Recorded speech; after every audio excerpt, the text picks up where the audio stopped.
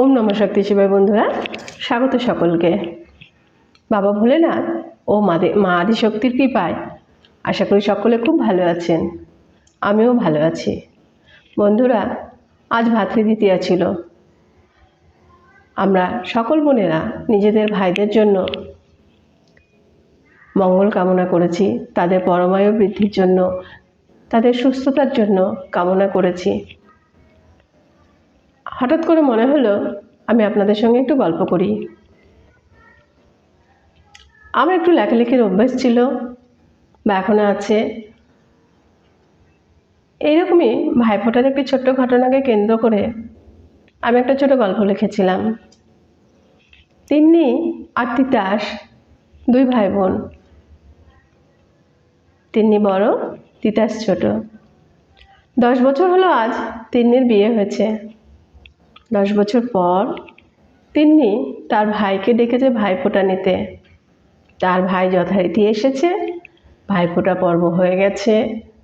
তারপরে খাওয়া দাওয়া শেষে হঠাৎ করে তিন্নি তার ভাইকে বলছে, এই ভাই শোন, একটু ছাদে আমার সঙ্গে চল তো, অনেকগুলো কাপড় চোপড় রয়েছে, শুকিয়ে গেছে, একটু তুলে নিয়ে আসি।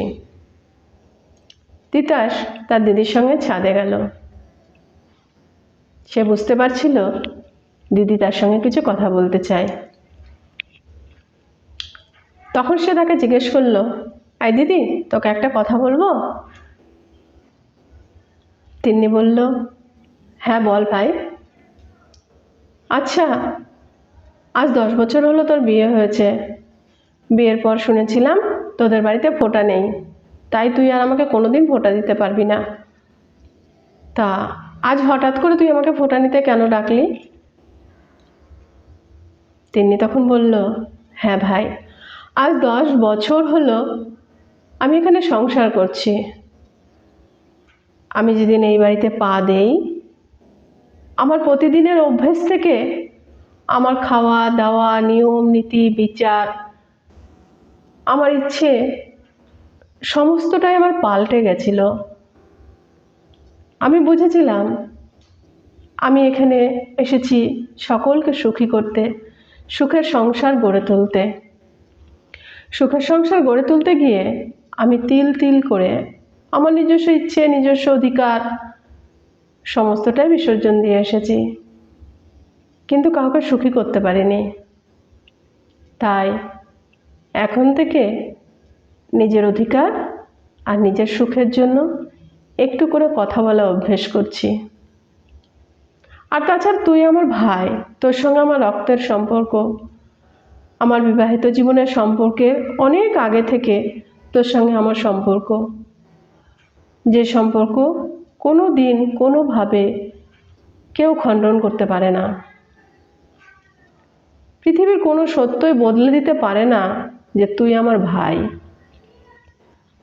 তাই তোকে ভাইফোঁটা দেওয়ার অধিকার আমার সেদিনও ছিল, আজও আছে। সেজন্যই আমি তোকে ডেকেছি ভাই।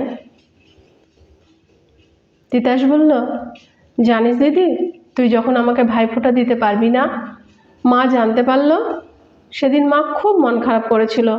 প্রতিটা বছর বলতো, আমার একমাত্র মেয়ে আমার ছেলেটাকে ফোঁটা দিতে পারবে না। মা খুব মন খারাপ করতো। তিন্নি বলল, মাকে বলিস আমি এখন থেকে প্রতি বছর তোকে ফোঁটা দেব।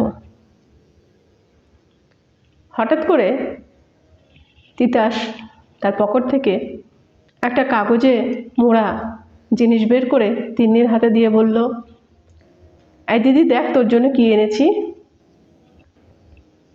তিন্নি প্যাকেটটা খুলে দেখে, প্যাকেটে মোড়া একজোড়া পায়েল। ওমা, তুই এটা কোথায় পেলি? এটা তো আমি বিয়ের আগে পরতাম। বলে, হ্যাঁ দিদি, এইটা আমি ড্রয়ারে পেয়েছিলাম। তুই এই পায়েলটা পরতে খুব ভালোবাসতিস। নিচে সকলের সামনে তোকে দিতে পারিনি, শুধু ভাইফোঁটার গিফটটাই দিয়েছিলাম, তাই এটা এখন তোকে এখানে দিলাম। তুই পরবি তো দিদি? তুই যখন এই পায়েলটা পরে বাড়িতে ঝমঝম করে ঘুরে বেড়াতিস, খুব ভালো লাগতো। তিন্নি বলল, হ্যাঁ ভাই পরব। তিন্নি পায়েলটা পরে কাপড়গুলো নিয়ে নিচে নেমে এলো দুই ভাই বোনে।